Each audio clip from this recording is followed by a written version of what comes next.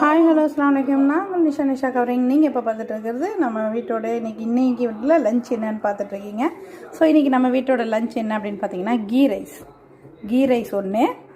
அடுத்த ஸ்பெஷல் பாருங்கள், கீ ரைஸ்க்கு தால்ச்சா. அடுத்த ஸ்பெஷல்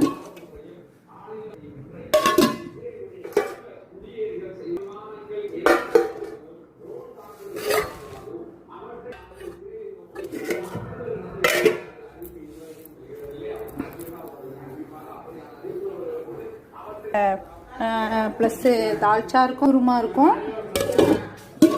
குருமாக்கு அதுக்கு அடுத்து முடிச்சிட்டேன்.